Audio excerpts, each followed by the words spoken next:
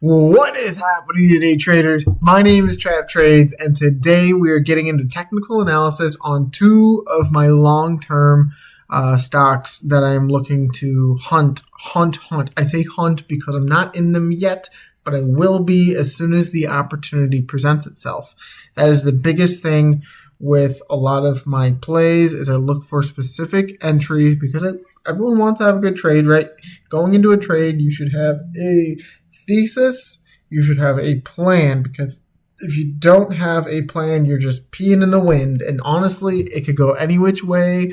And knowing the stock market, oftentimes it goes down, even though S&P 500 goes up and to the right 90% of the time. Most traders fail. They fail horrendously. So keep that in mind. It's not easy. It's very, very hard. So have a plan, both for the upside and the downside. Let's get into, not this one. Let's get into Elf. Elf is a beauty stock. It goes over makeup and all that good stuff. Personally, I believe strongly in the beauty industry. I believe strongly in the makeup industry. It's not going to go anywhere. Women and some men are not going to just stop wanting to buy these products. This is something that has high demand, and compared to Ulta, which is at inflated prices, Elf has taken more of an e-commerce approach, which I know to be the future. A lot of these brick and mortar malls are closing, so I think Ulta, the big boy in the block, might get axed, and I believe in Elf longer term overall just has a better track record as a stock. And for me, I like the look here, right? You're in this descending channel. I wish I could have got in at $50. That is, I'm envious of anyone who did. If you did, bravo. You did an amazing trade. Very precarious and aware that there's a gap fill down here at $70 and then one down here at $90. So I'm very aware of that. But what I'm also very aware of is you're getting a golden cross here. So what I think could happen is you could, and let's make some more Crayola DD. All right, let's get some drawing done. I don't think that this is going to let me. What I could totally see happen is you kind of get the golden cross, you come up here, and then maybe you make some kind of effort to fill the gap fill. Create an inverse head and shoulder pattern, and then you break it. Retest. And then you go. Whoops. Enter. Finish. So I know that one's a little exaggerated. That one's a little drawn out. But truthfully, that could happen, right? Anything is possible. But what I'm talking about happening here is just a longer term inverse head and shoulders pattern, potentially gap fill. You don't have to. I would just prefer if you did. I'd feel a lot better about the upside movement. You have some really, really good green volume candles here. I don't know if you guys can see it. 23 million and 6 million. So green volume is telling you the story pretty much. I look for what does the volume tell you in terms of a story? It's telling you that it's bullish. It is ramping down as you go up. I don't like that. But it is overall green. So hopefully you can see some kind of consolidation with this pop up in price action. That way the indicators can catch up. You consolidate and you go. Let's see, weekly. I did want to look at it in the weekly as well. Just kind of painting the inverse head and shoulders to get out of this range. You're above most of the indicators. You're about to have the 9-day and the 50 cross up. That is bullish. Keep in mind you do have that gap fill down at $70. And it wouldn't be the worst case scenario if you come down here to, let's say, the previous high at $33. That would be like crash scenario. I don't bank on that happening. but it could totally happen if you continue to consolidate in this wedge. Maybe this is a fake out breakout, right? Totally possible.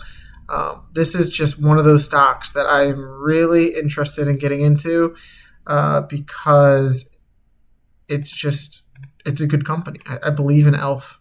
Personally, I believe in it long term, and I believe in the beauty industry. So this is the first one that's going to be going into my long portfolio as soon as I am done being a degenerate in crypto, of course, if that ever happens. Let's get into Webull. Webull's a smaller cap stock. It's actually what I'm charting on right now, so I also do believe in it heavily. Let's get into the daily here, though. I did play this once. I played this stock once off of the IPO. It went from, and I called the IPO being crazy volatile because you look at comparable stocks, Robinhood, crazy volatile. Robinhood went from like $7 up to $70, and then it formed this U-shaped range and just recently created all-time highs. So I really do think that something is potentially geared similarly for Webull. I believe in Webull. I believe it's a better platform. It's a safer platform. It's a probably less user friendly, and so maybe that's why Robinhood is so popular. It does a lot of cool things with onboarding of users for trading, and it is profitable. I was looking at Webull's last couple reports, and they surprisingly were not profitable. So they got to change that around as a company, but I do believe in them long term. And I think even though you have this golden cross here, maybe you come down and you retest 1040. I mean, we're talking pennies, but I believe at 1040 I would personally buy, and I do believe you would create some kind of U-shaped accumulation pattern, even if it's 1040 to $18. It's, in my opinion, not financial advice. It's gonna go back. It's got to go back to $18, and you have a lot of upside targets. 58, 79. I really don't believe for a second that we've made the all-time high on Webull. I think that we're just beginning. And that's what's got me so jacked. It's got me so excited that if you can get a good position on Webull at a good time, that you can make some serious money. So you also have this falling wedge pattern. You broke out of it. You're just trading sideways on this uptrend support, which is not the worst thing in the world. I'm sure you're just looking for a catalyst. And the indicators to catch up from this insane move. Truthfully, that's the reason why I less so believe in this death cross being as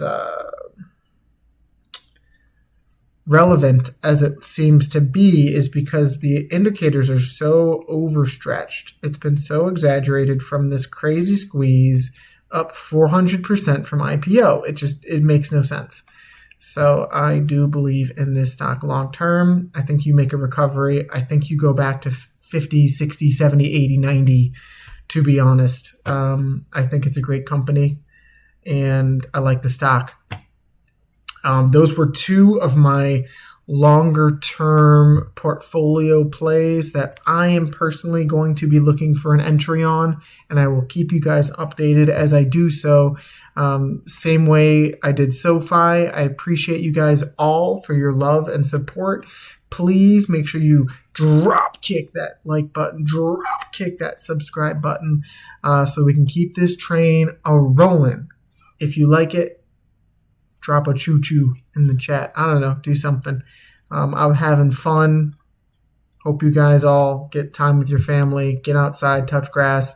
Love you all, and peace.